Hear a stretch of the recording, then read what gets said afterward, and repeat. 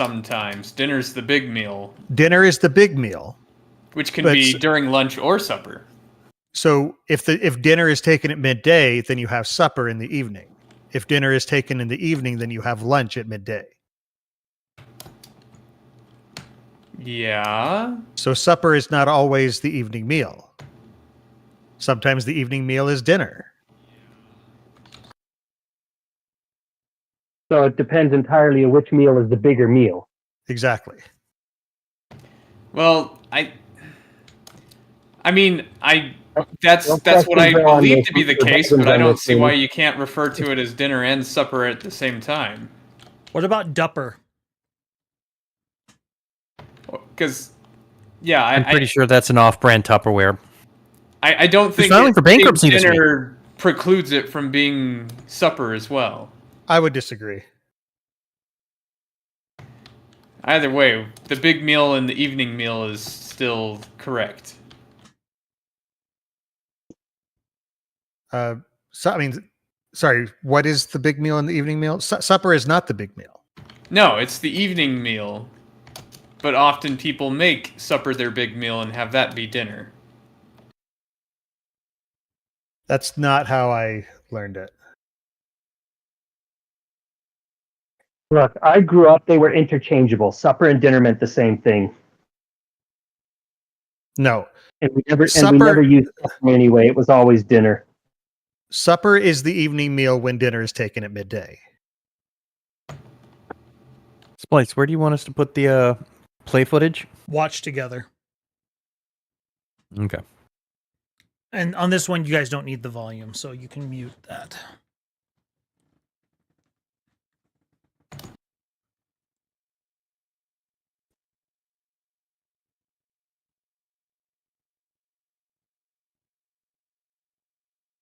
I think Lizzie's the correct one here. What is Lizzie saying? Here, Lizzie. Hey, whose side are you on? The correct side, apparently. Are we live? Yeah, I said that. Yeah, we're live, and they're just hearing us bicker about meals. And Lizzie said, don't argue meals with the Hobbit. She raises a fair point. I am a meal. Ooh, actually, man. That is true. Yeah, breakfast might have just one-upped it. Dang it. You're neither. You're the morning meal. You don't associate with these. What are you talking about? They're close friends of mine.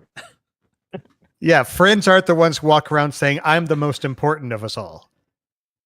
Look, I wasn't the one that designated that. That was some doctor trying to sell eggs.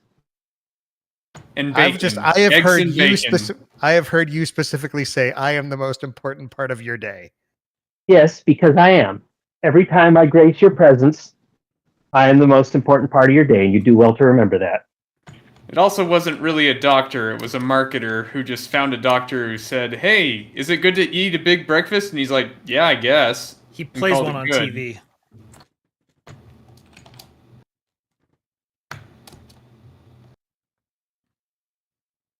I'm just saying stuff to hear how loud I am on YouTube. I'm just repeating what I was told. Okay, you there's always these brief moments where you sound clear, Breakfast. Are you doing very loud? Anything?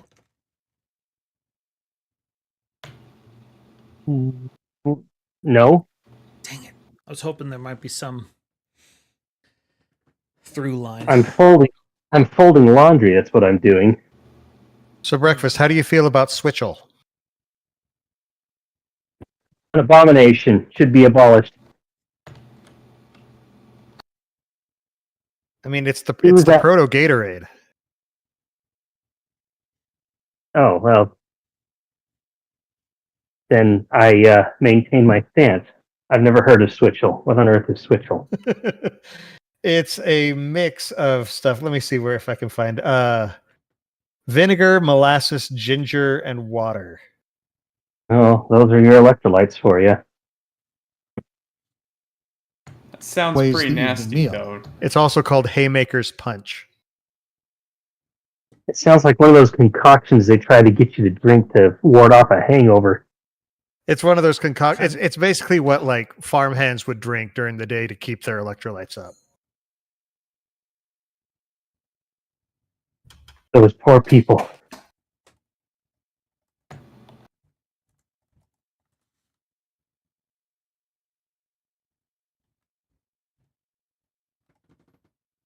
All right. Well, All right, Mr. Price, where are we starting?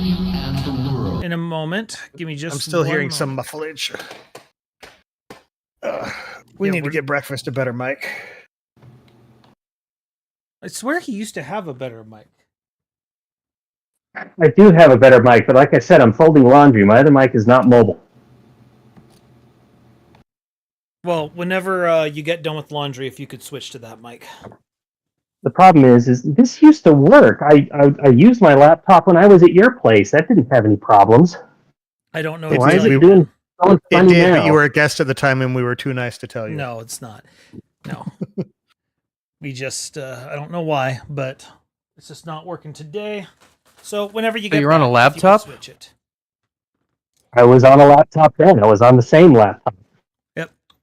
Don't know what to tell you. I know this is a dumb question, but this is the IT guy in me. Are we sure that we're not going through the microphone in your laptop and not your headset? You are not going through the microphone in my laptop. I have it set to the earbuds. Cool. No, like I Yeah, said, when you get I'm back, not that when you get back, incompetent.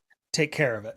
That's Look, all. it's not an indictment of you, but the fact that I have that has been the answer more than 20 times this year on a call that I've had tells you the kind of people I work with.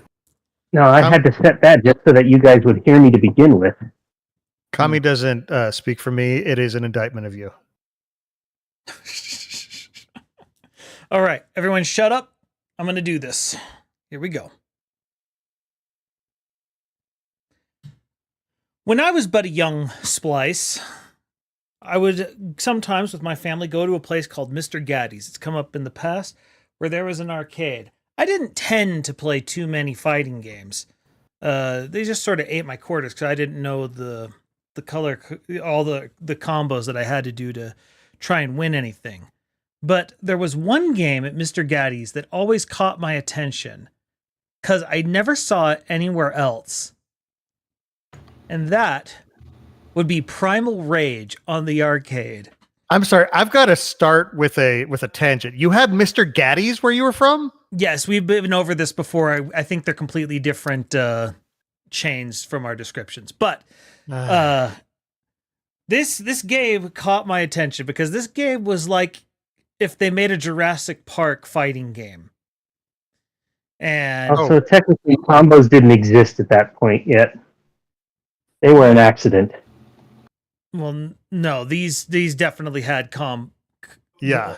like you had. I'm talking about like the combos to get your attacks to work, that type of thing. Special The moves. special moves. Okay. Yeah. The moves. So, but I You was impressed with it just because its animations looked a lot smoother than most anything else I was looking. Anyway, this is episode 29 of I Think We Overleveled, and we're talking about old school fighting games. How is everyone? You stole what I was expecting to be my my eclectic suggestion, my less known. Now, the thing that's interesting about this one is apparently the sequel to the game was fully made. And then I think it was Midway who made this, I forget.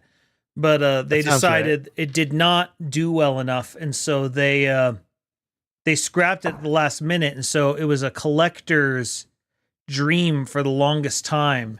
And sometime in the past few years, someone finally found like one of the prototype cabinets, and they released the ISO to the internet.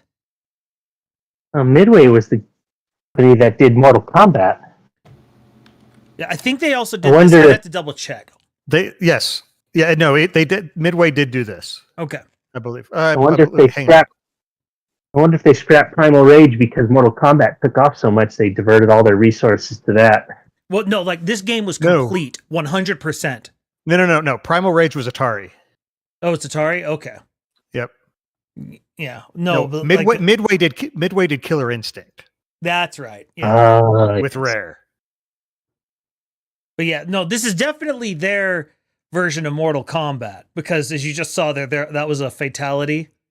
Don't ask me how like a comet hitting Earth rearranges the entire landscape to make it look like a Tyrannosaurus skeleton breathing fire. It just does.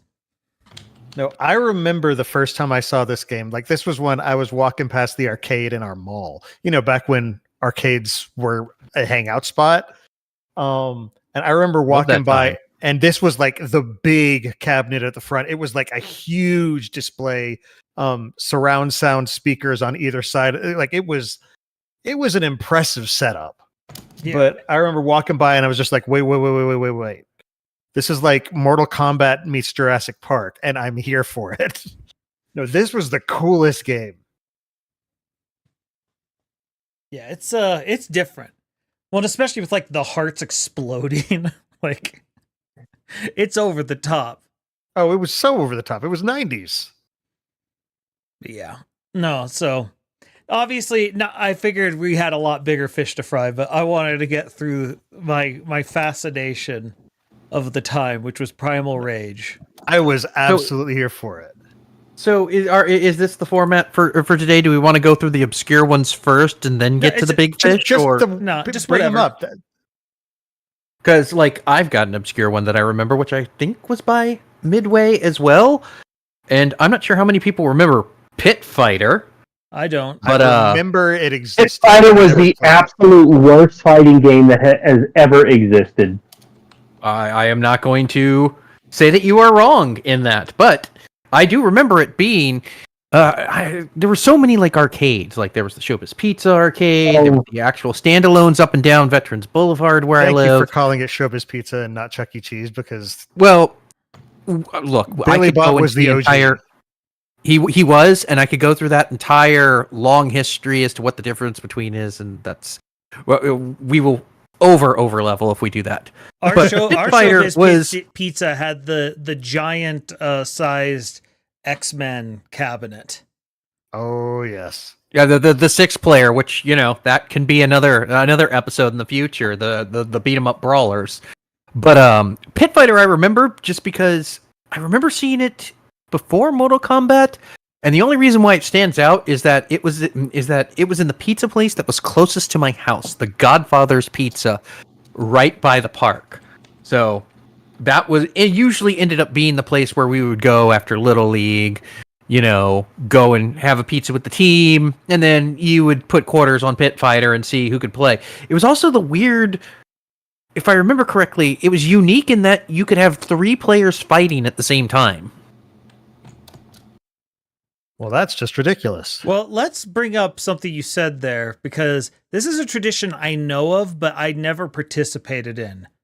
Putting quarters down. Oh. Really? Definitely did that. No, I never went to like actual arcades when I was a kid. That just wasn't something that was on the table. So this is a tradition I know of, but how do people not just steal quarters? I never understood that. Oh, because it was an honor system, and you do not want to be banished from the arcade because that will get you excommunicated. Like this is like you want to talk about like the honor code and Bishon Joe and stuff like that. Like trust me, like it's like a samurai code there. Yeah, Bushido. It's like there's a samurai code with that. You don't mess with the order. It's the same. There's a board game convention I go to, and they have a game swap room where people bring in their board games. They'll put a sticky note on it saying that I'm willing to sell it for this much, and a phone number and their Venmo. And people go in. They'll try. Sometimes they'll text them back and forth to haggle, but then they'll send over a Venmo. They'll take the game. And it's the kind of thing, it's a very, same with the arcade folk. It's a very, very welcoming community. But if you break that trust, you are dead to them and you are not allowed anywhere nearby. Like it is no joke. Like when I was a kid, you broke the arcade code, bruh, you just better move. Like, well, so then now I need another thing answered. How did you know whose quarter was whose? Because they're usually standing there. Because it wasn't And- yours. It was a double line, really. Okay. Because you've got player A and you've got player B, and either you're just wanting to play and you just go either side, or you're banking on. It was kind of a on way. who's worse. Sometimes you're betting on a player to lose. Well, I mean, I saw it most It was a key, though. DDR. You didn't put the quarter down and leave. You put the quarter down and stayed to watch the fight. That's the thing. Is it sounded like it was there to hold your place while you went somewhere else. No, It was it's there to call your signify- place. So it's more if you don't put down a quarter and you get in line, people are like, dude, if you don't have a quarter, don't get in line, so we know how many people are in line. It's kind of a way to validate the line's existence. You have to have seen the Wizard. You've seen the Wizard, like It's been a Fred long Savage time. vehicle. Been a So, long like time. Video Armageddon at the end with like the crowd around it, Bat Yes. was like without like the big hoopla and the big event and Buster Poindexter making it hot for Video Armageddon. Besides that, like it was just you were just crowded around and you were watching two people fight, and like it was like watching like a almost like a fight after school, like when people are like gathered around and like cheering for one side or cheering for another side or whatever, whatever like that. That was kind of the scene right there. Only they're not actually physically beating each other up. They're playing like Street Fighter 2 or Samurai Showdown or whatever. And so that is kind of like the atmosphere that it was, and usually if you had like a group of friends that you went and did this with, like if you were like on the arcade, if you went home and you played, usually same rules applied except no quarters. You just honor systemed it because that's the way it works. That's the code when you play the fighters. It was the law of the West, just like Exactly. And you don't mess with it. This was very educational. Thank you. And probably more informative than talking about Pit Fighter itself, as we've been seeing it on the screen right here. It wasn't a very good game. If you're watching this screen, you've learned pretty much everything you need to know about Pit Fighter. Yes, pretty much. Pit Fighter was essentially just someone trying to rip off Mortal Kombat, but they did a very, very poor job of it. This was not a ripoff. Was it? This was. I thought it Midway, predated. Didn't you say this was so. Midway? I think this Let's was see. predating Mortal Kombat. I think this Did it was predate proto Mortal Kombat. Okay, Because it was Atari and it came out in Fighter 90. Yeah, this was pre Mortal Kombat. Oh, well then Mortal Kombat must have ripped it off because it was essentially the first game that did full like rotoscoping with their animation, where they literally took pictures of people in poses for their sprites. Now that you're saying that, I seem to remember that there might have been a blurb where this led to the other. Yeah, Mortal Kombat came out in 92. Pit Fighter came out in 90. Because that's what those sprites are. They are literally pictures of people Yeah. wearing those clothes, doing those poses, and that's why in a lot of ways it looks very stilted. Because the animations don't flow into each other because normal people don't move like that. Wait, what? I for one flow naturally at 20 frames a second. As his roommate, I can attest to this.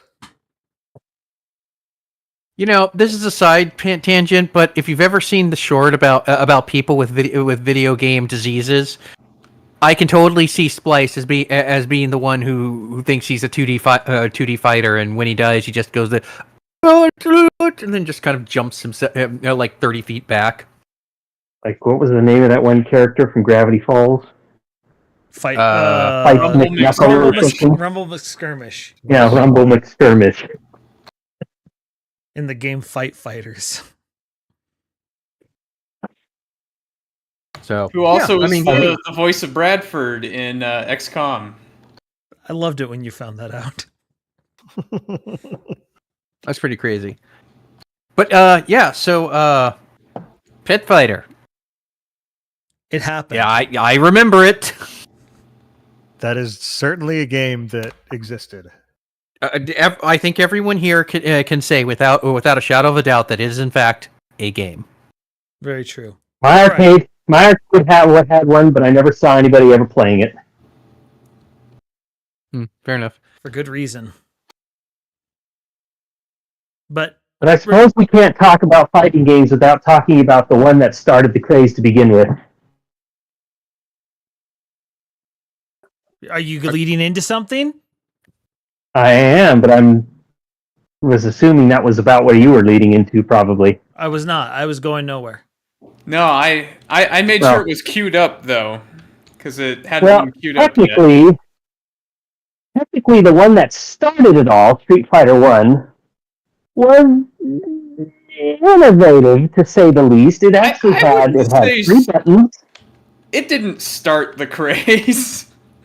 Well, it started the genre. I mean, you could claim that. Some people claim Karateka started the genre, but generally the granddaddy of fighting games is considered to be Street Fighter. But it was not a good game. It had 3 buttons. No, it had 2 buttons, a punch button and a kick button. And the strength of your attack depended entirely on how hard you would hit the buttons. Yes, they were pressure sensitive. And they were not very well made. So, yeah, they broke all the time. That sounds like murder and overhead. Like just replacing the buttons and the actuators and the sensors underneath it. No, thank you. And that's why they never got replaced. The cabinets were always broken. People were always complaining, and frankly, the controls were not good. The gameplay was very low frame rate, and pulling off the special moves, individual, like the Hadouken, would deal as much damage as what we would consider like a desperation or super special move today, a combo attack. A single Hadouken would take off like a full half of the enemy's life. It was definitely... But there were only 2 playable characters, and Ken was only available if 2 people were fighting each other. Otherwise, you were stuck playing Ryu. And then the makers of Street Fighter 1 went on to make McDonald's ice cream machines, which consequently were also always broken. Actually, the original designer of Street Fighter 1 went on to make Street Fighter's biggest competitor. We can talk about that later. Okay. But the rest of the team went on to make, of course, Street Fighter 2. And Street Fighter 2 is where fighting games blew up entirely. Now, we had an arcade in my hometown, but I never really played the arcades because I didn't have an allowance, so money was a very precious commodity to me. If I went to the arcades, I actually would rather put down, for an hour's worth of billiards, because I played a lot of pool with my friends, and go into the arcades machines. But I did have an older brother who was very competitive in Street Fighter 2, and his favorite character was Vega. Which, to his lament, he couldn't practice with Vega at home, because Vega was not initially available in the home console version of the game. Really? Because he was one of the 4 bosses. I didn't realize he was originally a boss character. Yeah, and the only way you were ever able to play with him is after they released Championship Edition of Street Fighter 2. In the original version of Street Fighter 2, the bosses were their own thing. Mm-hmm. They had their own movesets. Yep. They played in a very unique way that they didn't have human controllable counterparts, and you couldn't use them. Mm-hmm. Well, so they got reworked for the Championship Edition, and then from that point on, they were playable. Well, that's the thing that's really interesting about Street Fighter 2 is Street Fighter 2 is a series in and of itself. Like there's Street Fighter, and then there were a slew of Street Fighter 2 variants, and then finally Fighter 2 create a tier list of all the Street Fighter 2 variants. That was not unique to Street Fighter 2. That was almost all of Capcom's fighting games, but particularly the Street Fighter series. All the Street Fighter Alphas, I think several of them had multiple incarnations. But Street Fighter 2, let's see, you had Street Fighter 2, Street Fighter 2 Championship Edition, Street Fighter 2 Turbo Edition, Street Fighter 2 Hyper Fighting Edition, Street Fighter 2 the movie The Game, Street Fighter 2 The New Challengers. I'm not saying these in order. Super Street Fighter 2. And then there was Super Street Fighter 2, yeah. There was Super Street Fighter 2, and then there was the hack, because fighting games were very, very commonly pirated in South America. They got real popular down there, and there was a hack that essentially turned every character. It just overpowered every character into overdrive. So it was one of those instances where instead of nerfing and trying to balance, you just made everyone superpowered and see what happened. And that is actually what led to the development of the Turbo edition of Street Fighter II, because one of the developers played the game and it played a lot faster than the original Street Fighter II did. And he's like, wow, this actually feels really good. And so they developed the Turbo edition and made the base game faster. I mean, that's amazing. That's exactly how I pictured it would happen. Well, that's good game developers that say, "Oh my goodness, look at how they're playing our game. This is just better. We should make our game the way that the fans want it, as opposed to crap. The fans are playing it wrong." Sakurai. Well, speaking of the one that always comes to mind with me, because this is the first time I was introduced to the concept of combos in a fighting game, was Killer Instinct. So that one was That's produced sort of by the entire point of Killer Instinct. exactly. Combo Breaker. Yeah, so Killer Instinct was developed by Rare and published by Nintendo and Midway and I think Xbox eventually. And so but this game was meant to play fast and do just fill with combos. Which is why I was fascinated by it in concept, largely just because I was a huge Nintendo fanboy at the time. And I was like, ooh, Nintendo's coming out with a fighting game. And then I played it. I was like, I can't play this. This is not how I play. Do you want to know about the worst version of a game anyone's ever played? I had Killer Instinct for the Game Boy. Oh my god. Wow. How did that even work? I don't know why my parents ever bought it, but Maybe they're like, he wants Killer Instinct, but we don't like all that gruesome violence and graphics. I don't know why they would think I would want Killer Instinct. I didn't even know what it was, which was how most games I got were. It was just literally my mom would see something. It's around Christmas time and be like, that looks like something Jordan would want. And sometimes it was Mega Man Battle Network. And I was like, wow, I'd never even heard of this game. Great job, Mom. And sometimes it was Killer Instinct for the Game Boy. But I remember seeing this game and realizing there was something special about it because the cartridge was black. Are you sure that's the worst version of Killer Instinct? I'm fairly certain. I can't imagine anything being worse than that. Oh gosh, there was I want to say was it on the 360 or the Xbox One? Like one of the more recent ones. It went hyper realistic. Killer Instinct graphics. Nuts and Bolts. And it's exactly. It looks no, terrible. I know a lot of people who liked it. Oh yeah? Yeah. I don't know. I thought it looked terrible, and I saw a lot of YouTube videos talking about how terrible it was. But a lot of people. What I mean is people liked the game, and not necessarily the character designs. The interesting thing about combos is they were entirely an accident. Combos came out of, again, people breaking Street Fighter II and stringing attacks together that the developers had no intention to be allowed to be strung together without giving the opponent the chance to guard. Well, if there's anything fighting game players will figure out, it's how to make sure your opponent doesn't get to play. Oh, absolutely. Yeah. Unfortunately, this is one of those situations where Capcom later. Yeah, this is one of those situations where it's kind of like fans will find a way to perfect a game to the point where it's not fun anymore, or perfect gameplay, and that's sort of where fighting games have gone for me. Speaking of Marvel vs. Capcom, that is currently happening right now with the re-releases that they just put out. All these new players getting into it are going online and getting absolutely spanked by people who have been playing this game for 30 years. Okay, this is where I was. I am playing that right now, as we speak. This is where I needed. So my introduction. I actually want to go in order on here. My introduction. I first saw the X-Men versus Street Fighter cabinet. Okay. It was I was like out of bowling alley, if I remember correctly, and I was just like, what? Because I was in the middle of really enjoying X-Men at the time, the cartoon. And so I just couldn't believe that this existed. Like it made no sense. And I Which could the game tell, was entirely based off of. yeah, and I could tell that this was different than Street Fighter and just how everything moved, but I couldn't quite place what. And so I want to discuss that to start. Just what was it about X-Men vs Street Fighter that eventually leading to Marvel vs Capcom?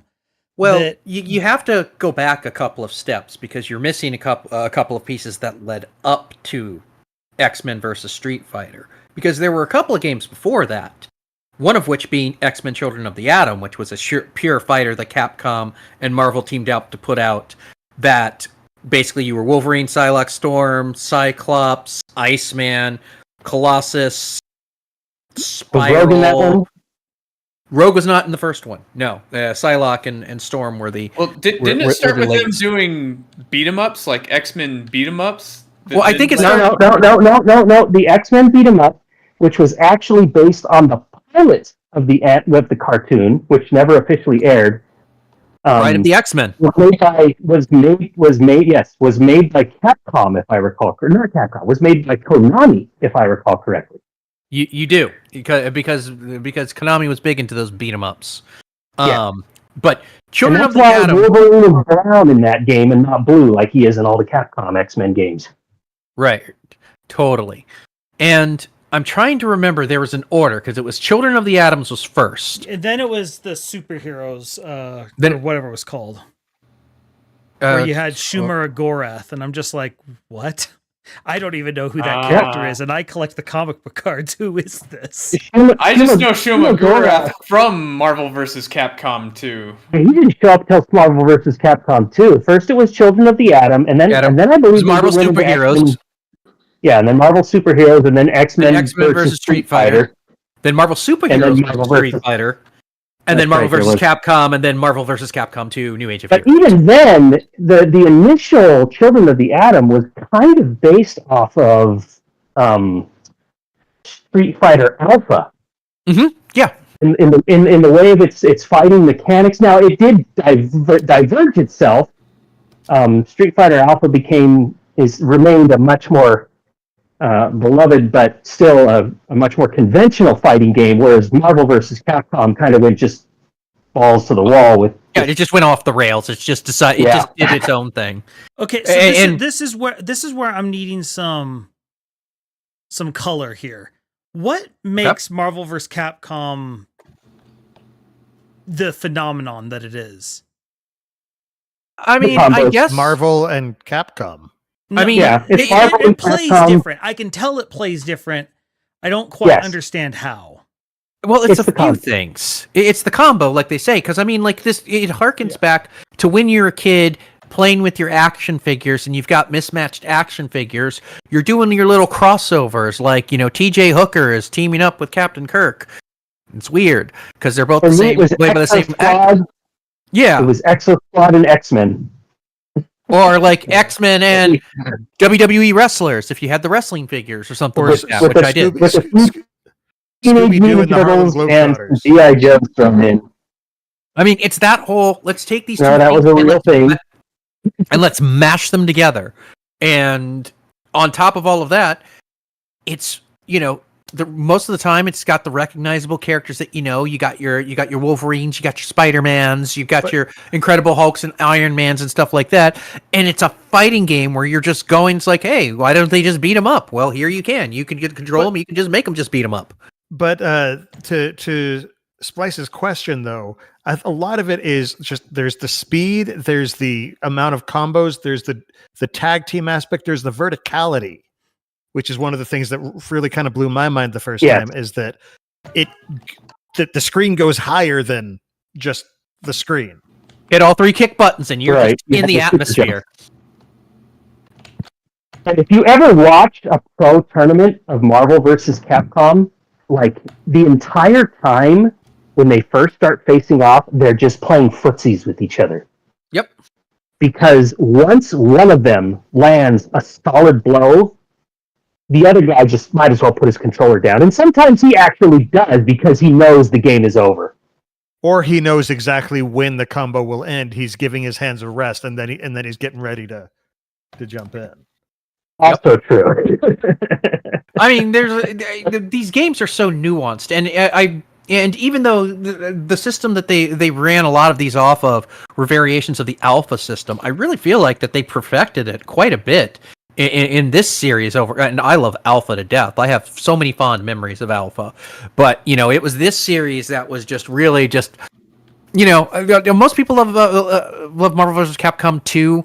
They kind of simplified the buttons as well. You didn't have a medium. You just had a what was it? You had a Light and a strong. A light and a strong punch and a kick, and then you had a tag and then you had 2 assist buttons for each of your one for each of your tag team partners, and then depending on which partner you wanted, you either hit both of your punches or both of your kicks. So I simplified it a little bit, and that's probably why a lot of people like it, because it's like less button play, more combo. Yes, please. So it made it more accessible. Well, yes. that and I mean, the point I was going to say, like, the reason why I really love this game is I played it in an environment where, it was just a bunch of guys that were, we just happened to be in the same place, and there was, essentially an arcade, and no one had ever played the game before, and we just all took turns, and we had a blast just button mashing, not really knowing what we were doing, and like when we got... It is a very friendly master. You can still pull some cool stuff. Yeah, and we could do mashing. funny... And that's the thing, we could pull out like these really cool moves, just button mashing, like, oh, how'd you do that? And see if we could do it again, and found, ways to... have fun with that, and this was even the Japanese version we were playing. It wasn't the US version, where one of the characters was a Japanese comedian. Oh, yeah. They would pull out props and throw them as his super move, and so my good buddy was just constantly trying to get him to pull out that move, so we'd all just, crack up and laugh at the ridiculousness of it. He called it Super Knick-Knack Attack! You can play him in the re-release, but you have to play the Japanese version, which you do have the option for all of the games to play either the English or Japanese version of them all. Nice. And then Marvel vs. Capcom 3 had Deadpool, who would literally hit you with his health bar. Yes. I wasn't as fond of that one as the other ones, but that is for other reasons. But I do want to call out Marvel vs. Capcom 3 has Phoenix Wright in it, though. Like, come on. Phoenix Wright. But the other thing, and this is especially true for Marvel vs. Capcom 2, but let's be real, guys. That soundtrack was banging. Yeah, that's obviously that part helps. We've talked about like cool and iconic tracks, and I know we bring up Persona 5 a lot, but Marvel vs. Capcom 2, like just the loading, just the character select screen, that is a freaking jam. Gonna take you to a ride, or what did it say? Yep. Yeah, I would actually say, Splice, like if you ever wanted to like veer off from like some of your normal content, like on a Saturday or something, just do us screwing around on one of these games. Not my typical. Not your typical. Just throwing it out there, like it's just. But I mean, like it. Just watching it sometimes is just pure hilarity and fun. I have a confession to make. Okay. I have never played Marvel vs. Capcom 2. I've only played it once. It's like I said, it's a lot like, but they've simplified the button schemes. You don't have medium punch or kick. You have assist left and assist right for your other tag partners. You have 3. Yeah, you have a team of 3 rather than a team of 2. I think they were the first one to do that. I forgot Marrow was in this. What a random character. Cable's in it too. But Marrow makes sense. Marrow's Marvel, right? Yes. Yeah, Marrow was a Morlock, and her whole thing is that her whole power is bone growths. Like she has like she has bones out of the back out of her back, which she just pulls out and she uses shivs and they grow back. So sort of like Spike from. So it's Spike is literally was supposed to be Marrow, but they couldn't get the rights for some reason. And so they're just like, Yeah, we'll just make a different one. But more or less, yes, that's exactly who it was. But yeah, like in some of these titles, just have like just bat guano insane like things. Not only that, some of the canon of these things are way crazy. That like I'm sorry, Morgan. Is that Little Red Riding Hood? It's that's BB BB Hood. That's BB BB Hood. That's Darkstalkers. Her baked goods are guns. That reminds is me. not what I'm Darkstalkers. familiar with. Darkstalkers. Okay. That's just She's the a monster- traditional she's a version of the monster Brothers hunter. Grimm trail. Yeah. She baked some, automatic rifles for her grandmother and was gonna go, deliver them to her. That's the traditional story, right? Well, no, she actually plays the part of like the helpless little girl to get monsters because she's a monster hunter from a clan that's trying to kill all of the Darkstalkers, and that's another great one. If we're finished with this one, The other thing I want to talk about just with this thing is because I'm just it's not what I would have thought they would have done. The stages are so simultaneously generic and iconic at the same time. yeah, totally. Nothing makes sense as far as like these aren't iconic locations from any of the Marvel vs. Capcom games, but just because the game itself was iconic, like that clock tower, that stupid clown in the background, they became iconic. Yep, they sure did. But if we're moving along, because if you haven't looked at the list, I have totally loaded this up with my entire childhood and 20s. That was sort of the idea. But Darkstalkers, which is another one of my favorite ones in the arcade. Now, the one that I queued up was Darkstalkers 3, which I don't think ever had an arcade released. I think it was just released on PlayStation. But Darkstalkers and Darkstalkers 2, which was called something else, like Night Warriors, was basically a monster-themed fighting game. And you had your vampire, who was Dimitri, who had the Midnight Bliss, who he turned his opponent into a chick, or if it was already a chick, a weird version of themselves. You had Victor, who was Frankenstein. They had a creature from the Black Lagoon, whose name I forget. Frankenstein cracks me up. Anunkus, who is the Pharaoh, who's actually two different characters, but cannot find into one. This is where Morgan comes from, who anyone from the Capcom series is familiar with. And Felicia. Those are the two. And Felicia. Those are the two that everyone remembers. What monster is Jeddah. Felicia supposed to be? She's supposed to be a werecat. Lord Gotcha. Raptor, who is a zombie and also a rock star. Trying to think of all of Of all these characters, which one of them do you think has the booty attack? that's going to be the B, probably. QB. No. Actually, I mean, she has a stinger attack, but no, Victor. Actually, That's right. Yeah. He literally, like, it's not a stomp or anything. Like, one of his normal attacks is he turns around and his backside becomes just oversized, and he slaps you with it. And Well, this is Victor, Frankenstein's monster we're talking He's about. going to be very popular. I mean, look, Victor does be dummy thick. But I mean, like, thick. again, like there was just like so much room, and like Darkstalkers was just like this weird game where like almost all of it was just you could see somebody was on an acid trip watching Universal films when they saw this. And the interesting thing about Darkstalkers is the monsters aren't in and of themselves, like, they're not all inherently evil. They're just kind of fighting a territory war. Yep. Yeah. Jay Tolbert was a werewolf, and he didn't want anything to do with any of this. And actually, Felicia especially was a good character, if I remember correctly. He was an idol. Wasn't she like a nun or something?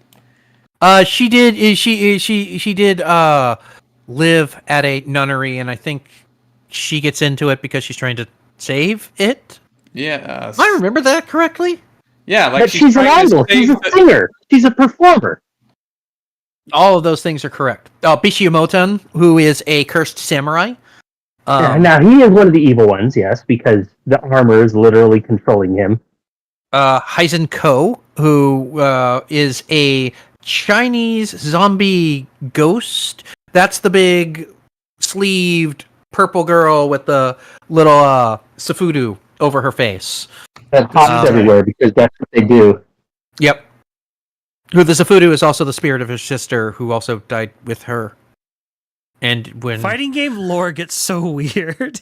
Oh, this isn't even the weirdest fighting game lore out there. I know. But that. but you want to get really We're weird. not Like if you're getting looking at into Blaze Blue and Guilty Gear, we'll be here all night. if you're looking at the screen right now, you can see that there's this Morgan clone, and that's Lilith, who is actually Morgan's soul made manifest into the real world. And so if you beat the game with her, she and Morgan recombine into one person and live happily ever after, question mark? Yeah, because that's a They thing. take over the underworld. Something like that. And Like Dimitri, the vampire is actually the main character, and even he is not like 100% evil. There is some nobility in his quest. I think, he's the main character of the first game. I think Morgan takes over in the second game. And then Jeddah, I believe, is kind of the main antagonist of the second game, and then Pyrrhus is the third game. Am I remembering that? I've never actually. I don't know. I've never actually played Darkstalkers either. It's been 20 years since I've gone through this, and I've almost bought a couple of those like Capcom collections because they've had Darkstalkers in it. Yeah. Go look up a channel called Thorgy's Arcade. He does retrospectives on fighting games. He has like a 3-part, hour-long each part retrospective on Darkstalkers. He'll go over everything for you. I mean, it's insane. But I mean, like this is one of the fond ones because there was an arcade not far from my from my Katsudan place, and me and my friend Jake would go either hang out there or hang out in his room, which he had copies of it as well. After we'd go eat while we were waiting for everyone to finish up with their Sunday morning stuff, so that we could go play D&D. So yeah, I mean, again, you can see just from the list that is on here, there is some wild stuff out there as far as fighting games are concerned. But I will let somebody else go because I could talk like for the next hour and a half. Looney? Oh boy, there's actually a few, but since you guys started bringing up crazy plot lines, I'll go with one of my favorites with a crazy plot line. Here we go. Yeah. Here we go. I know exactly where you're going. Oh yes, I'm going to Blaze Blue, my friend. Oh boy. Oh Not no. really old school, but Yeah, I suppose it's not that old school, but I mean, it exists because would you consider what's Access other ones? Would you call that old school? I don't know what we're talking about. Guilty Gear. Do you consider Guilty Gear old school? Guilty Gear, yeah, because I played Guilty Gear when I was in my 20s. Because like Guilty Gear, they lost the license for it for a time, and when they wanted to start self-publishing, so they made Blaze Blue instead until they could get the license back from the publisher that they were using. But I actually really liked Blaze Blue. It has one crazy bonkers storyline, but I actually really like the way the arc system works. Fighters play. It's. I mean, some people say like, "Huh, I'm surprised you like that, considering they're more complicated and usually you like Smash." I don't know why. It's the complicated system I like, but I do. The interesting thing about Blaze Blue's storyline is it was essentially derived from a piece of fan fiction that the main storyline designer had been writing since high school. And the plot he had intended it to be the plot of a JRPG game a la Final Fantasy or Dragon's Quest. But he was given charge of this fighting game series, and he Life decided gives you lemons. I am going to turn this fighting game into a JRPG storyline, and it is bonkers. The 4D Arcade retrospective for Blaze Blue are 5 different videos of 2 to 4 hours each. And he even himself says, look, I'm just touching upon the complexity of this plot line. I also I love the artwork. Like I love the high definition pixelated art. It's so good. It is so good. And going back to its predecessor, Guilty Gears, I feel like that was like the first game that I played that really kind of just felt like an anime that was just in my hands to decide. That's just me. I have no basis for it. I don't know. Like, the art does look great, but I just have no concept of what's going on. Yeah, but I mean, I didn't actually play it with other people. I mostly just played the single player mode, and I just really enjoyed it. But like, even though I never really played or was interested in playing Guilty Gear, people are like, "Wait, you love Blaze Blue and you've never played Guilty Gear and think you wouldn't like it?" I'm like, that's what I thought growing up. It's like, dude, you probably like Guilty Gear then if you like Blaze Blue. And I like their other fighting game. I guess it's not old school, but I'll just quickly bring it up. But they made a Persona fighting game as well that I really love. And yeah, did you know they made a Persona fighting game? No, I did not. Yeah, they made 2 of them actually. There's Persona 4 Arena and Persona 4 Arena Ultimax. So they made 2 of them. And why are you kicking Mackie? Don't kick Mackie. She's just a girl in a green jumper. Dude, she kicks back. She kicks back hard. You shouldn't, is what I'm saying. But it's got Persona 3 and Persona 4 characters in them, and I'm really hoping that they make a third and add Persona 5 characters. But that would be nice. It'd be pretty awesome. But yeah, it plays very similar to the Guilty Gear Blaze Blue style, and it's actually really good. The art is perfect on it, and it's just a lot of fun to play. And also, being an RPG, yeah, the story mode is forever long. Like, I had to find this arcade version because if you do a long play of it, you're very rarely actually fighting a match. You're mostly reading RPG text boxes. I mean, it is Persona. Yeah, no. It's on brand. It's on brand for Arc System Works. It's on brand for Persona. Yeah, but I really enjoyed it, and the original character from it, Lizzie, also really enjoyed as well. Actually, yeah, me and Lizzie did play a bit, and there actually was a person at a retro game store, the local retro store that was there when I grew up, that was still there as an adult, and I'd play with one of the employees just at the store with him, and we actually became friends from playing this game together at the store. Well, that's adorable. So yeah, I do like Arc System Works. We should probably have some clips of their oldest one, which probably is a better fit of Guilty Gear. But I actually haven't played Guilty Gear like I did their newer ones. You can only. I did play Guilty Gear, and I enjoyed the hell out of it. I thought it was fun. Little weird, That was the first fighting game where somebody's weapon was their hair. Milla. Probably the most notable characters to come out of that was Soul Bad Guy and Ino, who is the red witch with the face on her witch hat and the guitar. And probably May, who was the tiny orange pirate with the big anchor. Oh, I know. Okay, I know the pirate with the big anchor. Yeah, her. And those are the ones that I remember off the top of my head. Oh, I guess also Bridget one. And Jacko. That's the other one. Yeah. Too. And Temptation. And Though Soul What, you're Bad not gonna Guy talk has about like the Disney? best name though. yep. I'm just trying to think. Is there anyone else? Like there had a bunch of weirdo characters. It was all.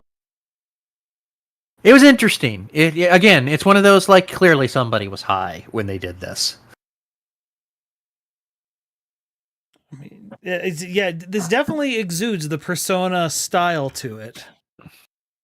Yeah, no, it did a great job of being Persona. It's a weird sentence. Like, it's a correct sentence, but it's a weird sentence. Yeah, and it had awesome finisher moves that I always wanted to do as well, but I guess you haven't played Persona 4, but Kanji, who's got a huge bulking persona, his finishing move is where he basically bro fists with his persona with the person in the middle, and that's the finishing move. Pretty cool. Yeah. Now, here's the thing that is interesting about all these things that we've been bringing up and haven't really talked about, and it's what sort of has always kept me away from traditional fighting games. And it is all the fact that you have to do these button combinations to get moves to work. Sometimes. So, what's an example where you don't have to do that? Well, like going back to Marvel Smash versus Brothers. Capcom, there is an easy mode where basically you press certain buttons and that'll just be your thing. Well, that was actually one thing I really liked about the first BlazBlue. They got rid of it in the second, but it was in BlazBlue Calamity Trigger, the first one, and it's also in Persona 4 Arena. And that is, if you just spam the basic attack, it would automatically go through one combo set using special moves. Like, it was a shortcut for just one pre-programmed combo set to help out people who were new. Now, if you were good, you knew to expect that specific combo so you could fight against it. But it helped people who were brand new to the genre be able to do something semi-flashy without having to put in the hours of practice to be able to do it like the pros can. And I thought it was a very good accessibility feature that these more complicated systems require. And it's a big reason why I was able to get into these Arc System Works fighting games in the first place. Is it was imperative to help get new people into the game. Well, yeah, because that's the big issue for games like this is there's just a very high barrier to entry. It's sort of the similar issue that games like StarCraft have. Yeah, absolutely. But the nice thing is I kind of feel like the fact that it kind of had that easy mode to do at least something, it made it so you were more likely to want to get into the practice mode to learn some of the other things, because it actually had a pretty good instruction practice mode and had several combos for you to learn and would teach you, and had a little system to kind of gamify learning it in this training mode, which I kind of liked how they made that much more approachable than any other fighting game I had ever played. So I think that's the reason why, even though Arc System Works is known for being the most complicated of fighting systems, they also made it the most approachable as well. Yeah, because that is like, I just remember my buddy had Super Street Fighter and went over to his house. He's like, we should play Street Fighter. It's really fun. I'm like, oh, okay. And proceeded to just get my butt handed to me because I don't know how to do anything. I will admit, that was the reason why in the original Street Fighter I liked Chun-Li so much, because she had an easy move of just spamming the kick button. Yeah, her and Honda spamming the punch button, Blanca spamming to get electricity. Yep.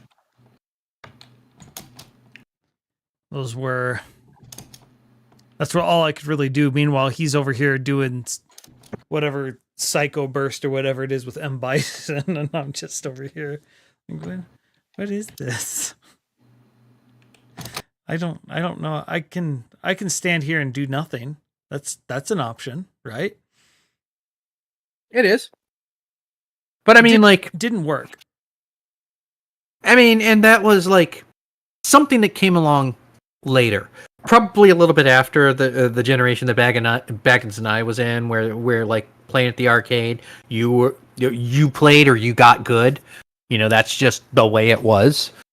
And you know, I'm surprised because we've left out like a bunch of like the mainstays of the early years, which I'll bring up one of them in a moment. But like that came like the easier modes, the ones that address the barrier to entry. I want to say didn't come in until like I was in my mid-20s or something like that. Like your alphas, your S and your Marvel vs. Street Fighters. I'm trying to remember if there was any other ones.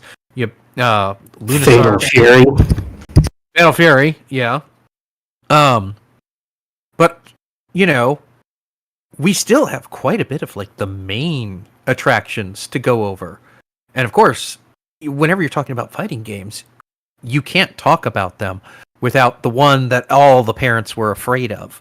The one that was so bad that you had to have a toggle in the home console version to whether you were going to get blood or sweat. And of course, I'm talking about Mortal Kombat.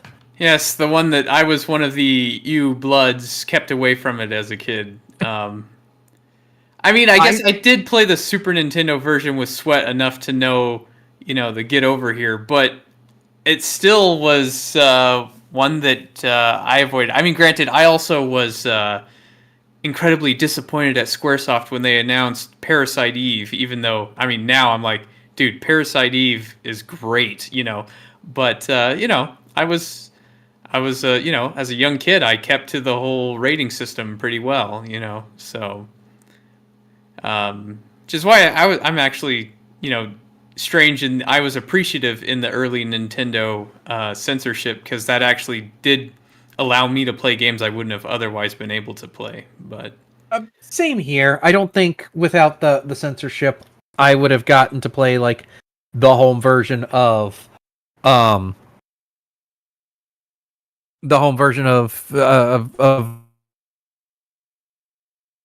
where like I remember the first time I walked into an arcade and I saw this game there. I was like, oh, what is this? Oh, what's this guy doing?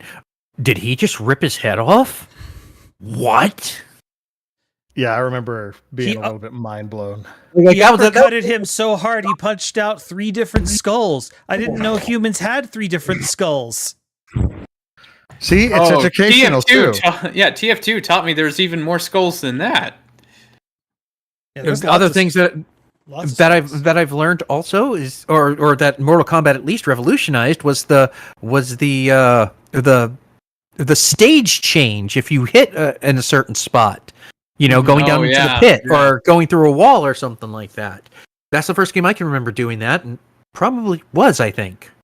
Well, and then of course there's the fatalities that then evolved into every like comical stuff and animalities, friendship.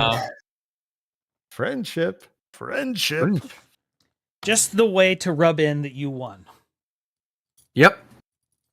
Though I know I did also kind of have another hot take around Mortal Kombat. I never got into it. Like, I was a Street Fighter purist, if I had the choice, you know.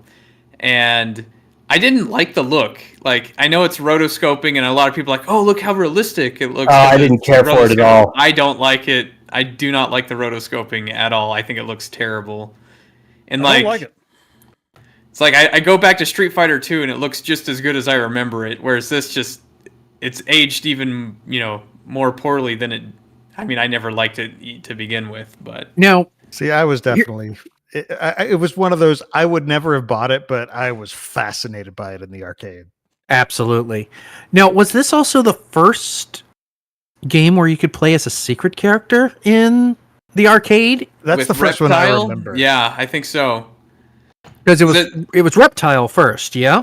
Yeah, there was a lot of rumors about Shenlong was one of the Street Fighter 2s. Probably, I don't think the original, but yeah, which translation. But this one actually did have a real.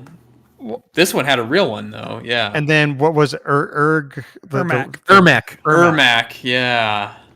And that was Ermac literally was an error. Exactly. It was an error thing that was turned That off, they but everyone thought it was a canonized. character. Yeah.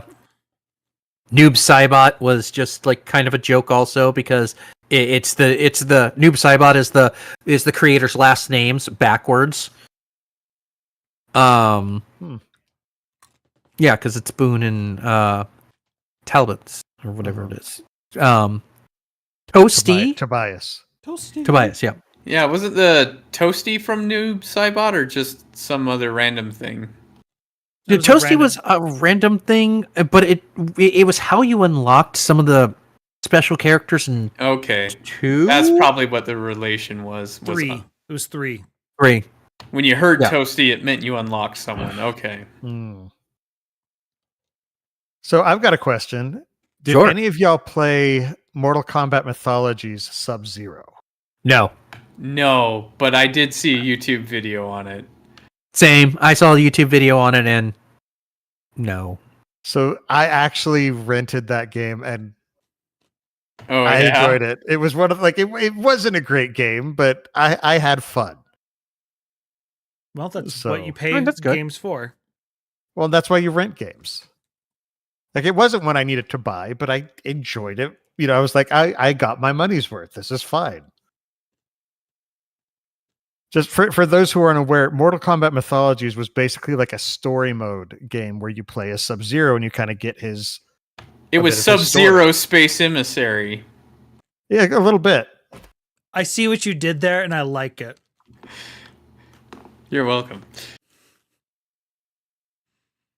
That was clever. Anyway, But yeah, it's just and it made sense that it was Sub-Zero because he was like easily one of the It's him most and popular Scorpion. characters. Oh, He yeah. and I mean, Scorpion it were had the to be- representative characters. Of the Exactly. series. Those were the two main characters, without question.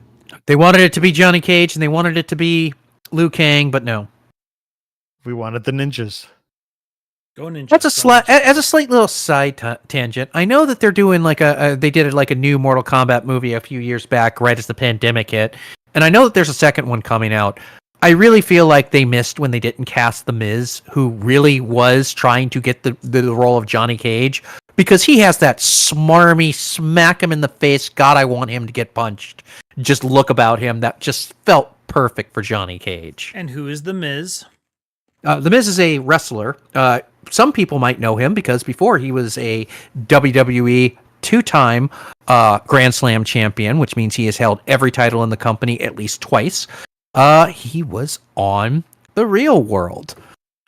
So that's a weird crossover. And he is a heel that you just love to hate. He is like the kind of bad guy that is relatable because everyone's known this cocky jerk who you just want to see him get punched in the middle of his face just as hard as somebody can. And again, that feels perfect for a Johnny Cage type. And I think it went to like Joe Manganiello or something like that. I don't know. I thought it was amusing when not the most recent Mortal Kombat game, but the one before that had the DLC where they brought in the actors who did the characters in the original movie. And they made skins of those characters that mimicked the actors, and they had them do voice lines for it. That is amazing.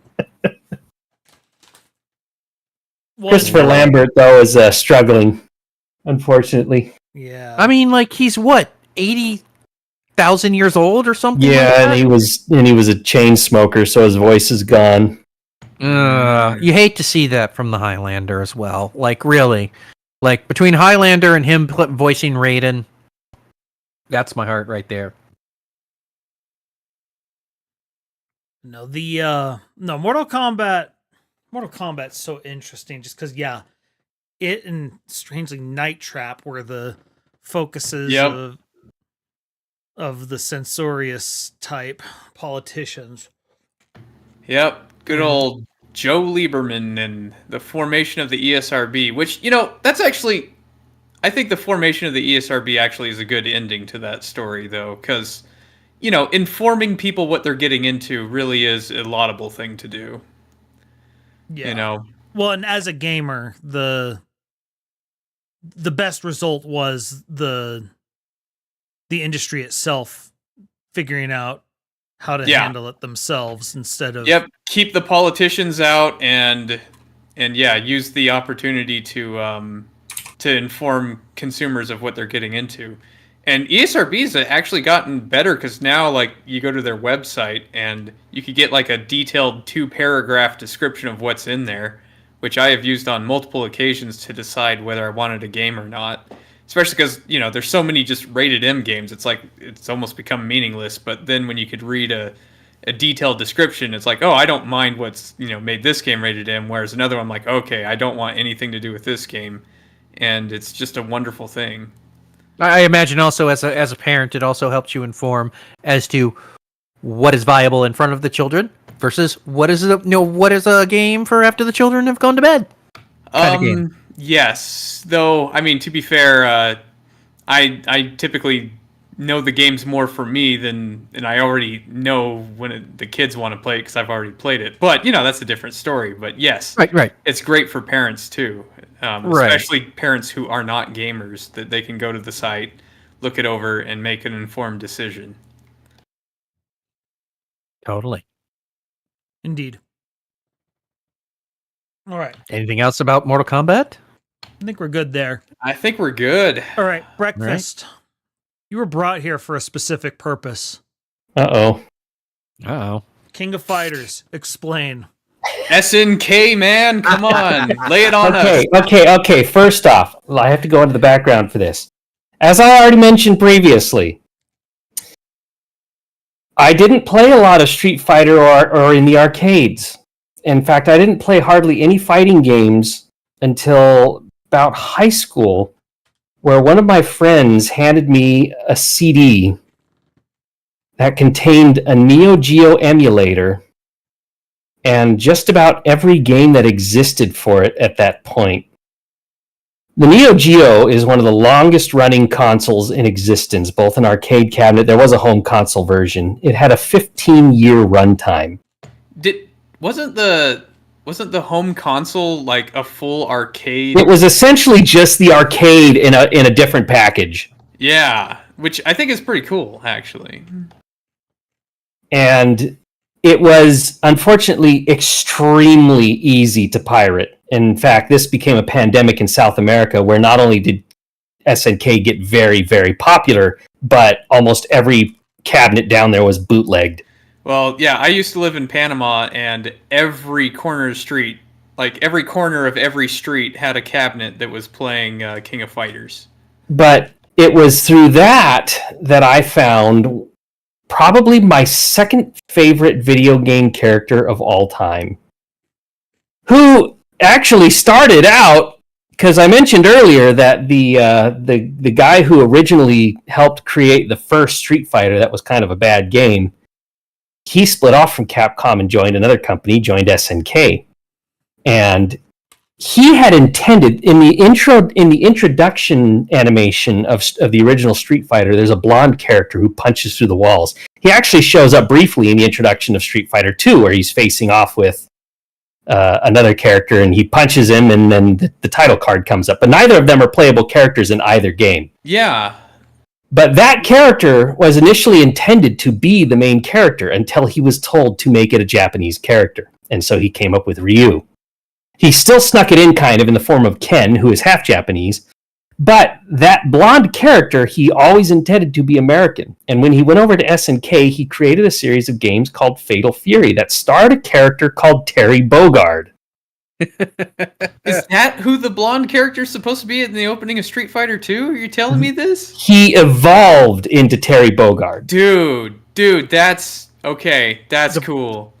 That's very cool. And it all comes full circle. It all comes full circle because in one of the trailers for Street Fighter 6, where Terry Bogard is now a playable character, DLC, they mimic that opening for Street Fighter 2, where the blonde character, decks the other guy and punches a guy out. Yep. But that started a string of games called Fatal Fury. Now, much like the original, I didn't know that. That's cool. I learn a bunch of trivia. I love looking at trivia and stuff. Oh yeah. Much like the original Street Fighter, the first Fatal Fury game wasn't really that great. You had 3 playable characters, a set story mode. it was the original. It was technically the original King of Fighters because it was called the King of Fighters Tournament, even though the game's name was Fatal Fury. And then it wasn't like Street Fighter. It wasn't until the second game where it really started to come into its own. And then you got into the third game where it really kind of fell into place. And then it went through the Real Bout series. And I love all these games are actually amazing fighting games, but I won't go into too much detail. However, No, you between the second and third games, they came out with a game called Fatal Fury Special, which was essentially the second game, just kind of rebranded with a few extra tidbits tacked on. They added desperation moves, but there was a secret boss in this game. And the secret boss was actually from a different fighting game, also made by SNK, but a different game entirely. And it was technically the first crossover that existed in fighting games. SNK had a series of games called Art of Fighting, where the main character was also half Japanese, blonde, and Capcom and SNK would actually have a back and forth about this, and it was the origins of Dan, the character Dan in the Street Fighter series. The character Dan is making fun of the main characters of Art of Fighting, who are both very much karate gurus that resemble, in a lot of ways, Ryu and Ken. And so that's why Dan fights like Ryu and Ken and has this Dan whole... Hibiki? Yes, Dan Hibiki. Okay. Like the joke Dan Hibiki. The joke character Dan Hibiki is a reference and a shot at SNK's main protagonist for the Art of Fighting. But the main character of the Art of Fighting series, Ryo Sakazaki, was a secret hidden boss in Fatal Fury Special. And the fans of that game went ballistic. And because of that, SNK decided, well, why don't we just make a fighting game that's like all our fighting games just crammed together? And so they did. And that is where you get the King of Fighters. Though, does King of Fighters have all of them? Because does it have Samurai Showdown in King of Fighters? No, Samurai Showdown. Samurai Showdown does. The thing is World Fighter's not in it either, right? Well, they're actually in King of Fighters 14. One of the Samurai Showdown characters does appear. Now, the thing is, though, is the King of Fighters actually has a cohesive storyline and a set timeline. Samurai Showdown is too far into the past, so they had to have time travel shenanigans to bring one of the characters into King of Fighters 14. But there are other differences because, well, Art of Fighting and Fatal Fury actually do take place in the same story. But Art of Fighting takes place 10 years before Fatal Fury does. So the Ryo Sakazaki that shows up in Fatal Fury Special is an aged up, mature man with gray hair who is a karate master. As opposed to the young whippersnapper. As opposed to the young, hot-blooded... I said, what about World Heroes? Does that show up in King of Fighters? I don't know which one World Heroes is, but I don't think so. It's not all of their games, but remember, the first King of Fighter games came out in 94, but it also included players from games like, or characters from games like Ikari Warriors, and Psycho Soldier, and... The Ikari Warriors are actually very popular in the King of Fighters games. Ralph and Clark, they're still running. Oh, yeah. But that game... Now, the thing about King of Fighters is from 94 to 2002... No, 2003, they released a new game and a new story every single year. Jeez. There was a King of Fighters 94, a 95, a 96, a 97, a 98, a 99, a 2000, 2001, 2002, and 2003. And in 2003, SNK went bankrupt. And actually, that happened, I think, in the late 2000s. And it was mostly because everyone was pirating their games and they weren't making any money. They were bought out by Playmore and they became SNK Playmore for a time. But the original team of SNK went on, founded a different company, made pachinko slot machines, made a boatload of money, and eventually bought back the rights to SNK, and then reformed the company into SNK. Okay, that's cool. I didn't know the history of and why when the Playmore came and went. Interesting. Now, I want to ask something about these games because it's. I only know this from watching you play it. Why are their final bosses such BS? Okay. If anyone has, any of you old schoolers who have spent time on the website TV Tropes, the trope has been renamed since then. But the original name of the trope was SNK Boss Syndrome. Because the trope was that boss was straight up cheating. SNK bosses were notorious for just being brutally difficult because it was an arcade cabinet and its entire intention was to eat your quarters. And in fact, it would start out easier to give you a chance. And it would steadily get more difficult the less health the boss had. For the express purpose of getting you to the point where like, oh, I almost had him! I can do it one more time, one more quarter! They were more cheap. But two games in particular I want to talk about. Now, I played a lot of King of Fighters. I did.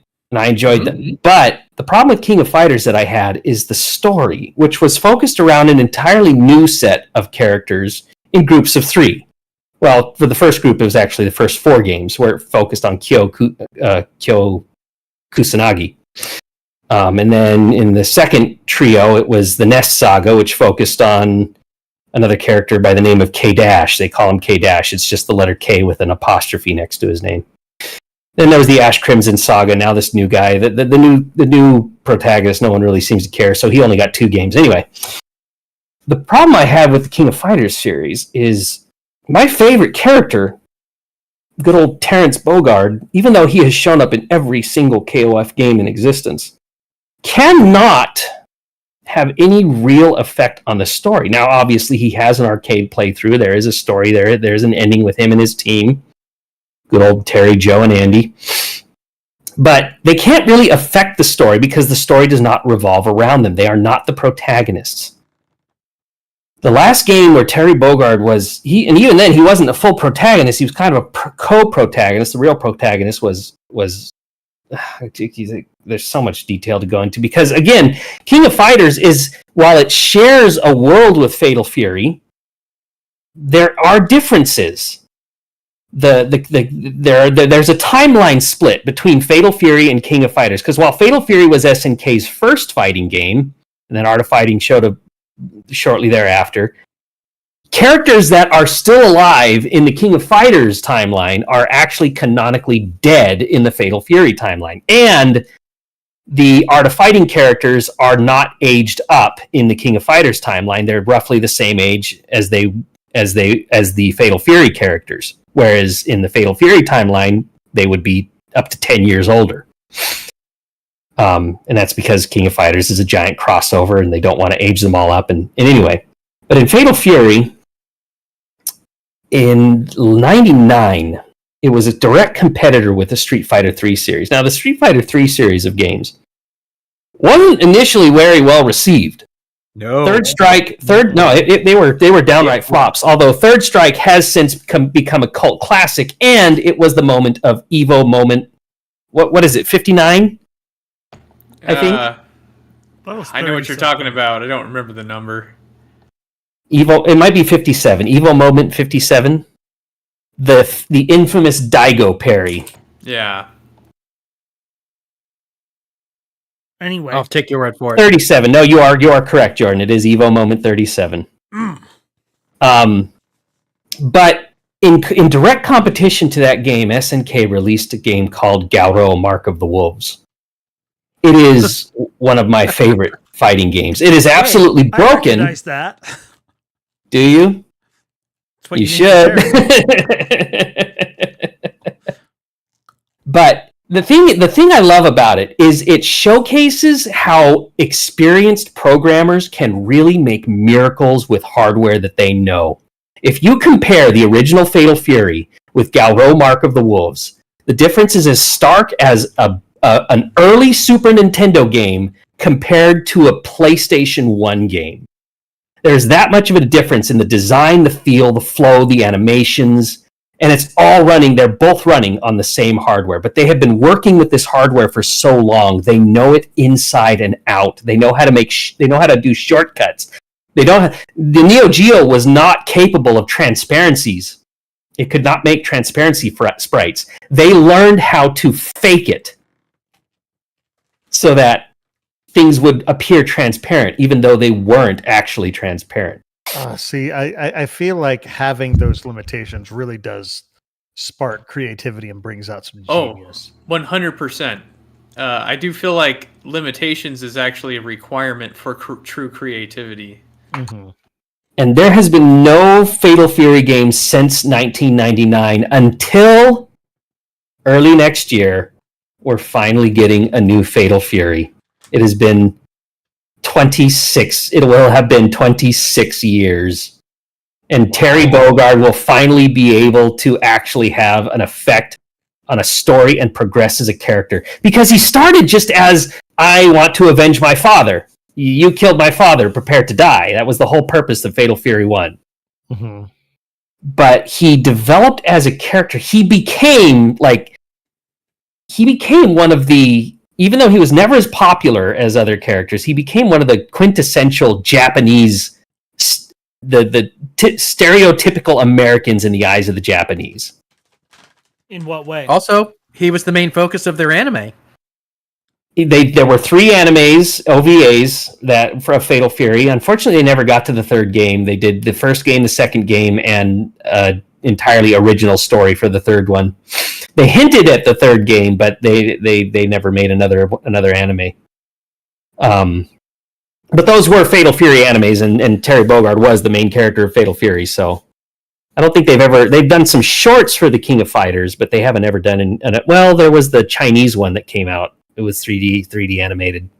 King of Fighters. So in what way is he like the stereotypical American in their eyes? How do I explain this? He's much like a lot of fighting game characters, he lives for the fight.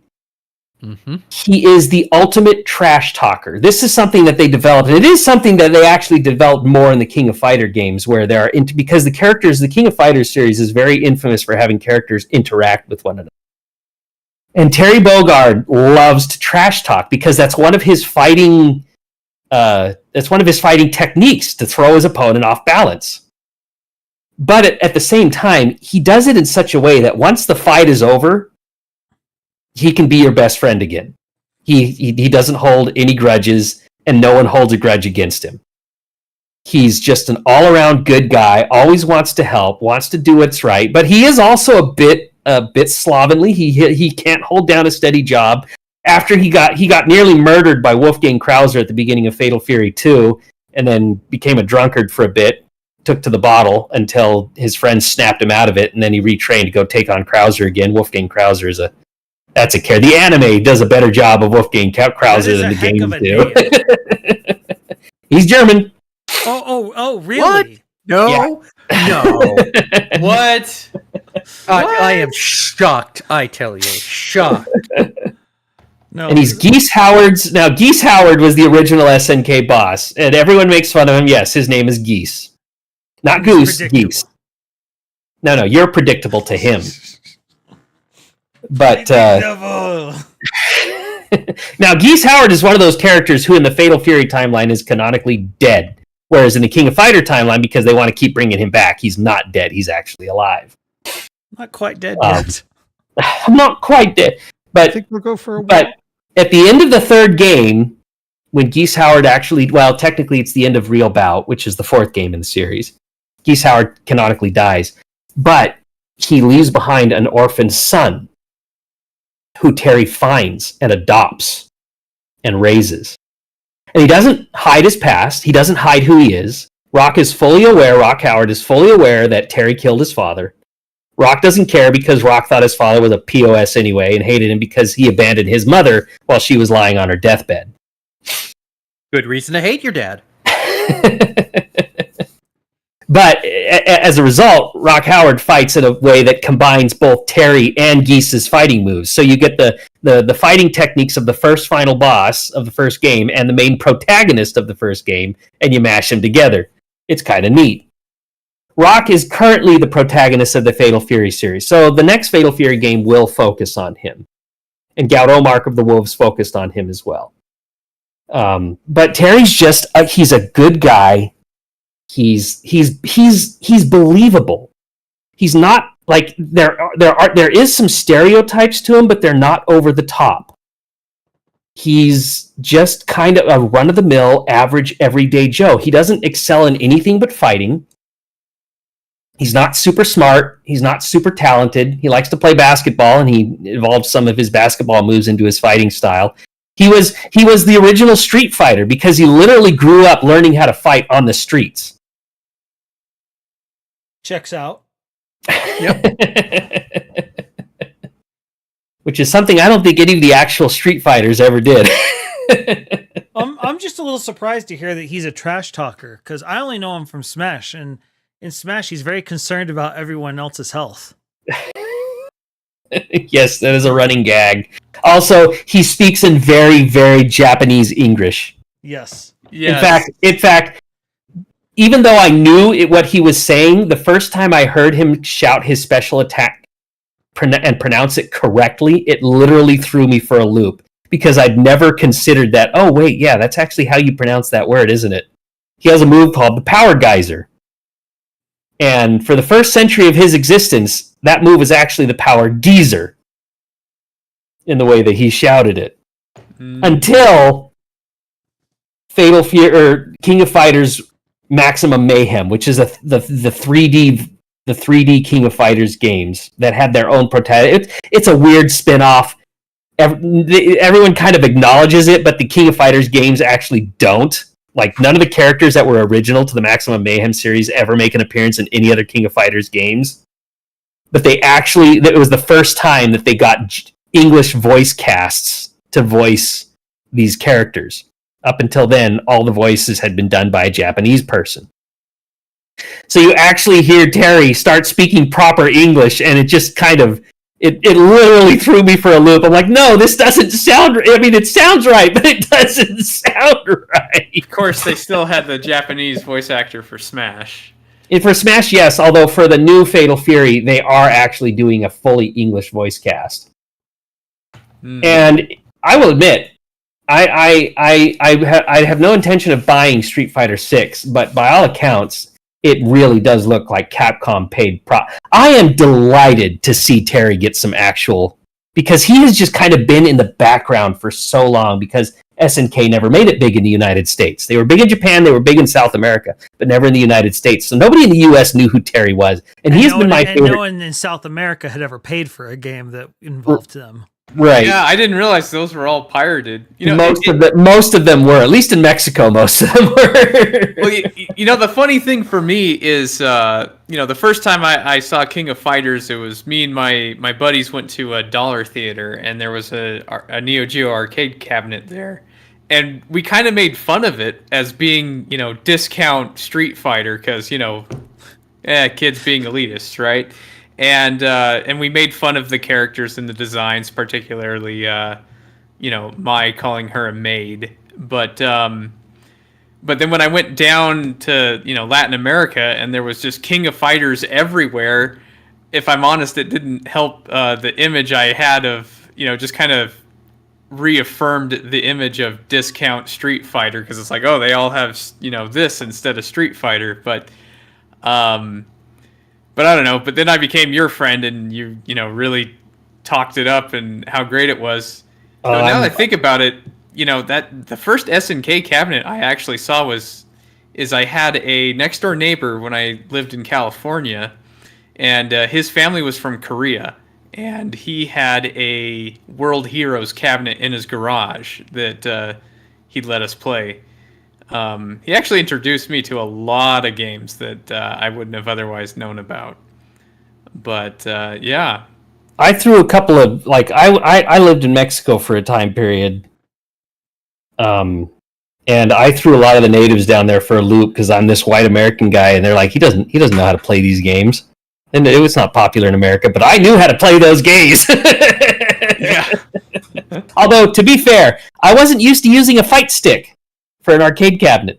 I learned to play these games on a mouse with a keyboard. No, sorry, not on a mouse, but with a keyboard. I used a keyboard to play fighting games. Mouse used? No mouse, just the keyboard. So I learned how to play fighting games with a keyboard. Speaking of fighting games with a keyboard, I've got a game to bring up. I'm not sure if who of you are familiar with it. Have any of y'all heard of One Must Fall 2097? No. None of you? No. Okay, I've heard of Dive I Kick, saw the image that Petrivka shared. Yeah, so basically look at you're combining Street Fighter with Pacific Rim. Yeah, I was gonna say sounds like Transformers. So it's like giant kaiju and mecha fighting each other? No, just the mecha. Just the mecha. It's basically the concept of you have these fighter, human assisted robots is what they call them. Wait, this is Real Steel the movie. It's Real Steel with jumping. But no, this game came out on the PC in 1994. And I remember I first saw it as like a freeware. It actually has been declared. Wait. It's been declared freeware in 1999 by the developers. So you can get a hold of it. But the concept of it was, it's just you actually select both your pilot and your robot. So the robots are just different models of like the same. So you can have the mirror matches, but it's I've seen this somewhere. This now that I'm looking at it, I don't think I ever played it, but I've definitely seen. This game is a hidden gem. I loved this so much. I think I got the demo first as part of a PC Gamer pack or a, Electronic Gaming Monthly or one of those. Just where you get a demo version of it. And I remember just loving the demo. And then I don't even remember when or where I got the full version, but I ended up playing it to death because it had a tournament mode where sort of like in a lot of racing games where you do the race and then you go and you buy upgrades for the garage and you upgrade. Well, you upgrade both your robot and you actually train your fighter. And it improves their speed, their attack power, all sorts of stuff. Pretty cool. I loved this game, and this was one of the first time where I actually saw interactive environments where, like for example, if you hit in this that's on the screen right now, if you hit them up against the wall, those walls are electrified, and so they take extra damage. This game is definitely worth checking out if you can find it, because and you should be able to find it. Like I said, the actual developers of the game declared it freeware. Okay, that's cool. So, but yeah, it was actually published in '94 by Epic Mega Games, better known today as Epic Games. But this is back when Epic Mega Games, I think, had a single employee, maybe a couple. Man, neat. All right, that's lore. Oh yeah, actually, that brings up a point I would just like to make real quick, going back to KOF. Just so everyone knows, all of those KOF games have been made available on the PC, and I have purchased them. So even though I did emulate them, I have since bought them once they became available to me. So I just want to make that clear. Sorry. So while we're on the topic of fighting games that you played on your PC on an emulator and didn't purchase and involve pilots and robots, I'm going to bring up one of my favorite fighting games that I played on emulator because it was only released in Japan, and that is Mobile Suit Gundam Wing Endless Duel. And it is, I don't know, it was one of the most fun SNES fighting games I'd ever played, and I really enjoyed the single player campaign. And though it did kind of have an SNK boss at the end, holy cow. But it's based off of the anime, and specifically, I think the movie. It's based off of the movie. But it was really fun. And since I played it on the emulator, this was the first time I played a fighting game on a keyboard.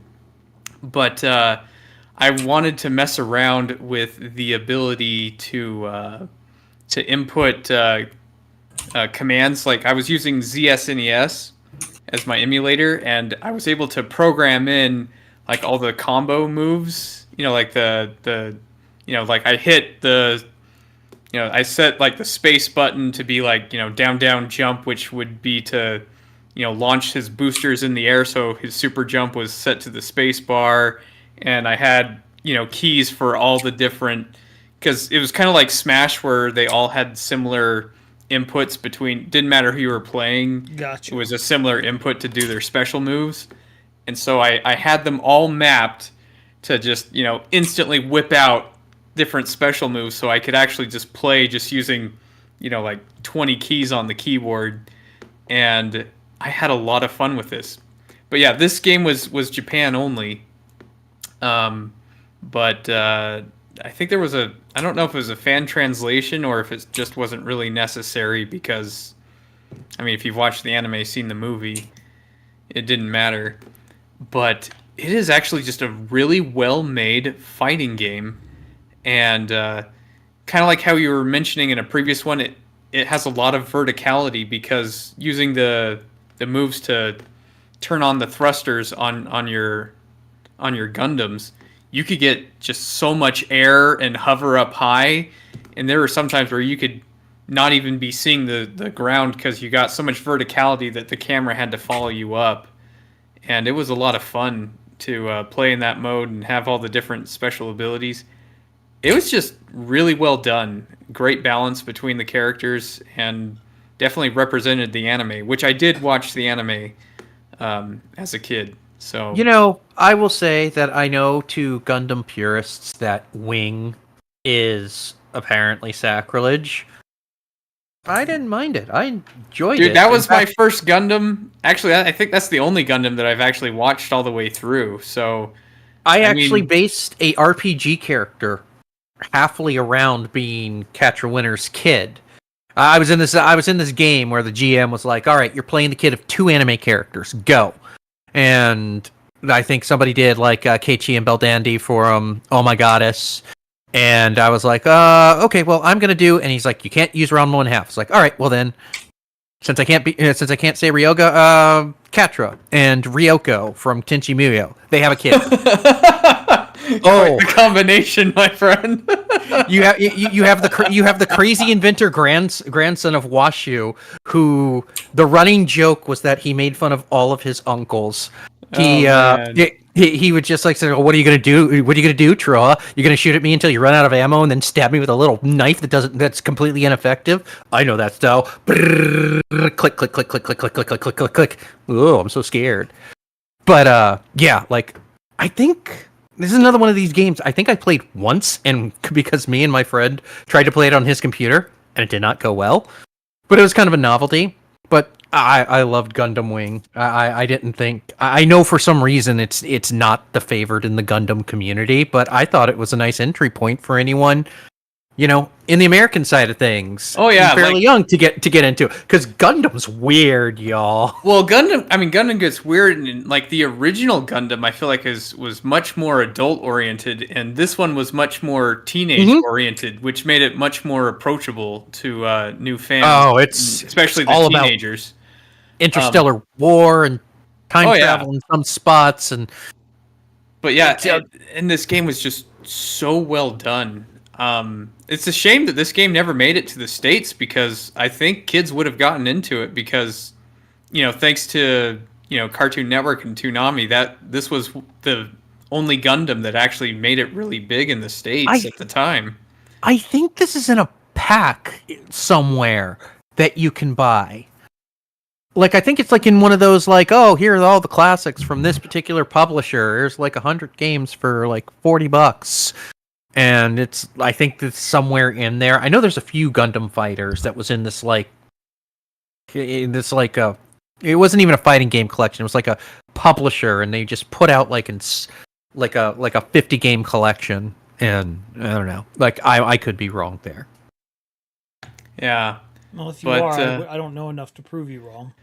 But I mean, if it is available, I should get it because I mean, the rule I always keep is if there's a Japan only game that I decide to emulate and play a lot, that I will buy it when there's an official release in the U.S. So if there is a way I can purchase this, I really should. So Well, it's I the didn't anime know. code. I mean, like, Yeah. I'm going off of memory from something from like a year and a half ago that I saw in a humble bundle or something like that. So, like, take what I'm saying with a grain of salt. Yeah. And I know Sure. we're also getting towards the end, but I feel like there's one more big game we need to mention. Well, here. actually, while I have Cartoon Network anime up, there's one that that Lizzie mentioned that I'd be remiss to leave out really quick, but the Inuyasha fighting game. So I remember that there was a Ranma and half one too, but it was really cheesy, but my high school buddy, his girlfriend, since she was such a big Inuyasha fan, and she was huge in Inuyasha. I mean, we all watched it, but we mostly made fun of her and called it a girly anime, even though It is a girly anime. it's incredibly violent and definitely shoujo material. Well, shonen material, but it still is. I don't know. It's one of those action. It's like it's geared towards girls, but geared towards guys at the same It's time. Twilight the anime. A girl finds herself in a new Yeah. world surrounded by a bunch of hot monster guys who all want her. Yeah, except there's I don't know. Well, yeah, maybe, but it had a fighting game, and so my buddy's girlfriend made us play it when we were over at her house because she loves Inuyasha. We have to play it, and Lizzie, of course, also owned it on the PS1 as well, and it wasn't that great of a game, but it was kind of funny. And the lecherous character's grab attack is to squeeze the buttocks of the person he did the grab on, which was kind of funny and totally in character. But which is kind of like the main thing people remember from this game was Miroku and his grab attack, which is highly inappropriate, but totally in character. totally on brand. Totally on brand. Silly game, kind of stupid. It wasn't that great, but I think some people will get this reference, but I feel like that Inuyasha and Kagome were the original Lana and Archer. And if you know what I'm talking about, good. And if not, we'll move along. So, again, back in the day, there were like tentpole fighting games, and the last one, which I'm going to bring up, is of course Tekken. And if you want to talk about a bonkers game, have I got a sell for you? You can be a guy with a jaguar mask that's actually a wrestler. In later incarnations, you can be a panda. Or a wooden guy. You can be Yosumitsu, who can actually just blow himself up and commit seppuku right there on screen. So that was always fun. And just the whole, like, Hahachi had a kid, created a demon, kills Hayachi, his kid comes back, and somebody's mom died. Again, this is one of those, it's a lot, y'all, and it's kind of like you need kind of a whole thing to figure out who's who and what's what, because there's King, and then there's Armor King, and there's King 2, and there's Armor King 2, and one is it's very weird. But I believe that Tekken was probably the first 3D. I know Virtual Fighter was the first 3D, but I think Tekken was the first 3D completely round fighting game that I can remember playing. And as you can see on the screen, those graphics are so good. Especially for their time. Oh yeah, totally. I mean, am I the only one that remembers playing this in the arcades, or I was everyone played else this on the 2D once fighter? in an arcade, I think. Wait, no. Which one? Might have been is this the one that has the guy who does capoeira? Eddie Gordo in the later versions, yes. Yeah, so we had that version, and I don't know. I found out that Eddie was spammed by people, but I figured out that I think it was Jack. I figured out this jump kick thing that would bypass the capoeira crap that everyone else did. It was my senior year of high school, and we did a lock-in Okay, yeah. at like a fun center place. And I was just watching, and I just sort of figured out, I'm like, I can beat this guy, even though I never played, just because I figured out what the weakness of the strategy was. I couldn't beat anyone else, but I could beat that guy. And that's all that mattered. As long as you can beat somebody, that's all that matters. But anyway, like 6 came out a little while ago. Like, this was also one of those games that broke my heart as it's come into the modern era. The whole microtransactions for characters and outfits. I want to say it was a Tekken game that had like $190 worth of DLC before the game even came out that you could purchase. Geez. Like, it's like, man, Tekken, like, and a lot of these fighting games are the same way, which is why I swore off Capcom for some of the same reasons. But when you give me 6 games of my childhood in one package, okay, you'll get my money for that, but nothing else. Because I want you to make more of that, not more of the other stuff. But yeah, again, that was a better time back then. You got what you paid for. It was a group thing. It wasn't, trying to squeeze every bit of money out of you, just most of the money out of you. Just your tokens. Yeah, just my tokens. Like, you can have my tokens. That's what the tokens are for until I run out of them. Think about it. That is the original microtransaction. Yeah, it is. Though, when it comes to Namco and fighting games, Tekken, I never got into Tekken, and it wasn't, I don't know, it didn't appeal to me too much, but I did get into their other fighting one, the one that they actually brought Yoshimitsu into as well, and that is Soul Calibur. Okay, so Yoshimitsu is in both of them, but I didn't dream that up. No, you didn't dream that up, and I think it's the same person, or I don't know if it's just. Yoshimitsu's a classic Japanese name, but yeah, but he is there definitely is a Yoshimitsu character in both of them.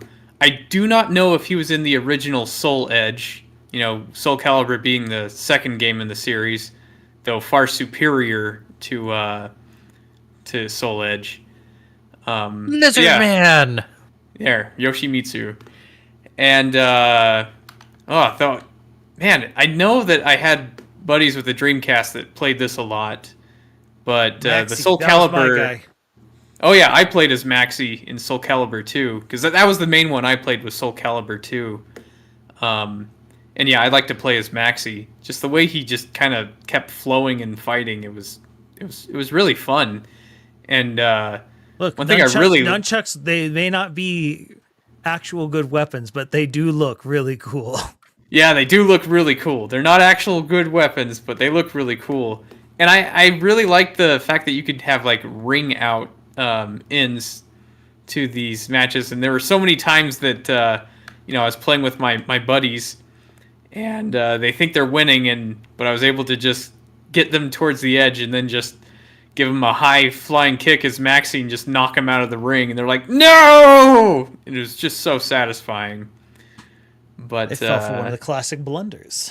Oh yeah, and but yeah, Soul Calibur was a great one, which is funny because I realized I played a lot of Soul Calibur 2 in high school, but yet when I went to college, there was a lot of people just playing the original Soul Calibur on the Dreamcast. Well, speaking of our college, the only reason I got introduced to this was because it was a different college, but yeah, the bowling alley had Soul Calibur arcade cabinet. Oh, really? Which blew me away. It was the only arcade cabinet they had, so I don't know why they had it. Still, that's pretty neat. But yeah. This is the arcade version. Wow, I'm not used to Soul Calibur looking so terrible. Oh, I'm used to Soul Edge. Voldo freaks me out. Oh, Voldo. Yeah, Voldo is. Oh, Voldo always freaks me out, man.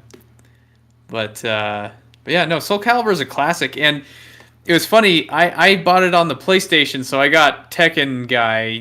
Heihachi is my bonus character, but that's why we all liked the GameCube version the best. That came with Link, who was with a fairy sword was just grossly OP, but still having Link was awesome. So, speaking of Link, how have we gone this long and not talked about one of the ones that actually introduced a lot of us to each other? Well, because Smash Bros is a completely different thing. Oh, so that's we're just having its own. Yo, come on, yeah. I mean, like it was. I feel like a developmental moment when I saw that first commercial, though. Oh yeah, dude! I've got I a didn't question, even have a 64, and I told my friend, "Hey, if you don't have the money for it, I'll lend it to you so you could buy it and we can play it." Oh man, no. Smash 64, like that was there are core parts of my freshman year of college that revolve around that game. Like I bonded with my roommates because of that game. I remember because I brought my N64, someone else had a TV. It was in the kitchen because that was the public room in our dorm. And we would stay up until 4 or 5 in the morning playing Smash 64. But again, that first commercial, like I remember that moment where I was watching and they're singing Happy Together. Yep. The classic me and you, I do that one. You and me. Yeah. No matter how you toss the dice. It's exactly. meant to be. But you had Mario and Donkey Kong and Yoshi and Pikachu frolicking through a forest, and then suddenly something goes wrong in the happy-go-lucky world of Nintendo. I don't remember even which character it was, but he turns. It was Mario. It was Mario. He turns and he knees. Is it Yoshi? Yeah, right in the kneecap. Right. Was it a knee, or I thought he just it was swung his leg around. It was a leg sweep. Like, and that's the thing. Y'all are saying. I remember, like, my memory is wrong on this one, and I know that. But my memory is he kneed him right in the junk. Nah, he moves, he turns, twists, and does a leg sweep. But because they're in mascot costumes, it comes off as kind of like a low kick. But anyway, I remember watching that, and then suddenly I was like, wait, they're doing a fighting game with Nintendo characters? What is happening right now? This one right here. Yeah, this is the commercial, and it was just happy, frolicking, lovely, wonderful. There's a reason I'm not hitting play on it. I even just the visuals. Sometimes you get claimed. You're right. You're right. Sorry, my bad. But yeah, it's just I remember this being just mind blowing of what is this, and then I remember playing it, and I was like, this is unlike any fighting game I have ever played in my life. Yeah, well, like, there's going to be a Smash episode. We'll tackle Smash by itself. Just because this was a part of. This is why most of us know each other. Yes, this is true. It is correct. So. Except for me, I still feel like I mean, people call that like instead of a classic. I mean, it's not a classic one-on-one like we've been talking. No, it's a platform fighter. It's a platform fighter. Some people have called it a sumo fighter. But when it came out, there wasn't like platform fighter wasn't a thing, and so it was just a fighter, and it was different. It was different. Yeah. You want to know it's a different fighting game? Very different. This one's infamous, but I actually love it. It's Evil Zone for the PS1. I think it's terribly underrated. If I had a nickel every time you brought up Evil Zone, well, I'd only have two nickels. But it's weird that it happens twice. Dude, Evil Zone is. I mean, it is a bonkers game. I know a lot of people hated it.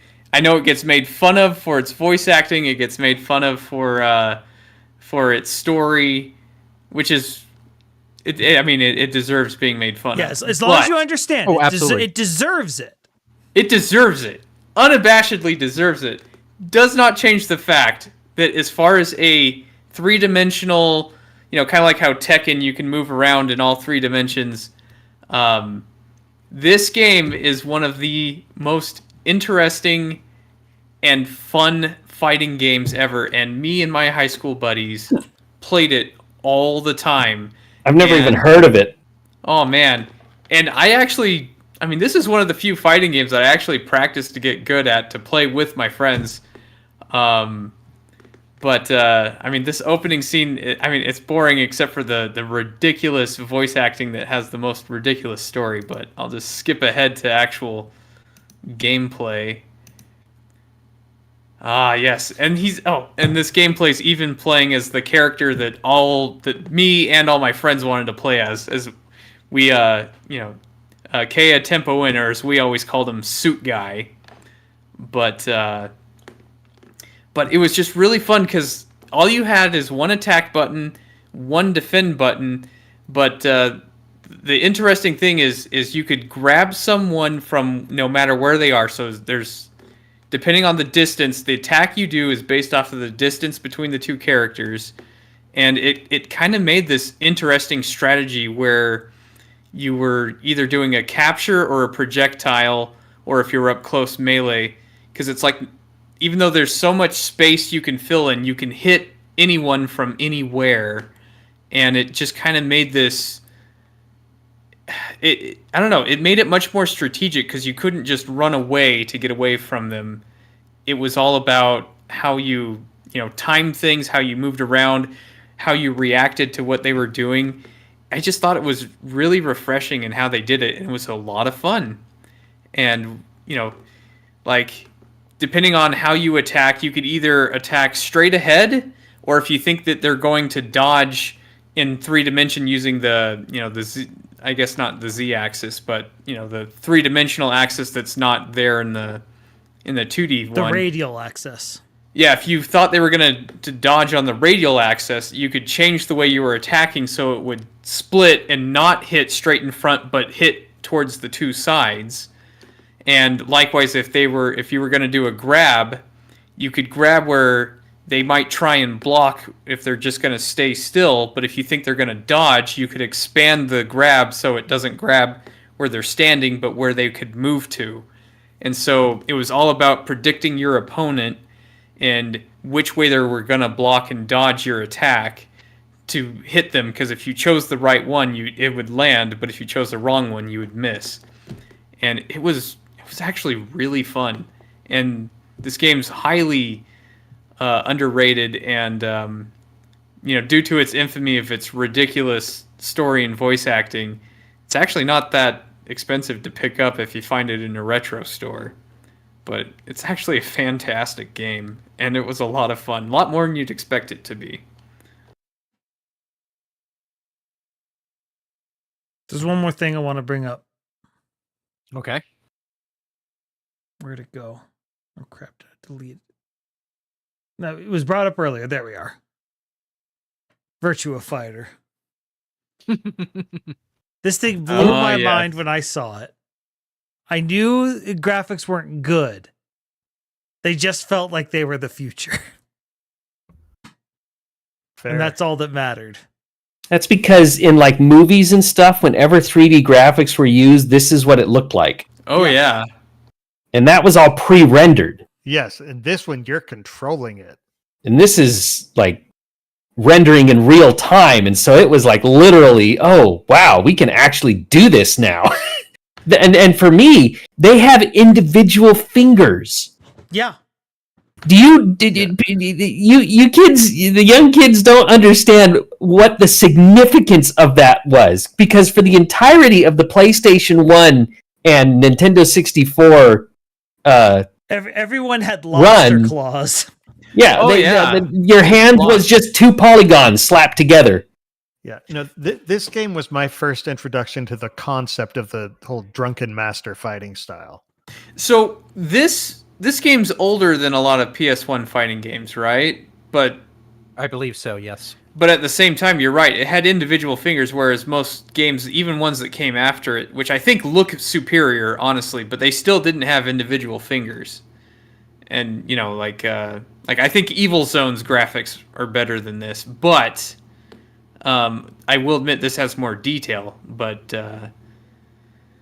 you know what? Now that you mention it, it does have a lot of good detail. I just didn't think it looked good. Well, it's because it went for this. If you look at it, instead of shapes of like 3D shapes, scrunched together the way a lot of like N64 games had, they instead went with a bunch of boxes that fit together where it's more like origami.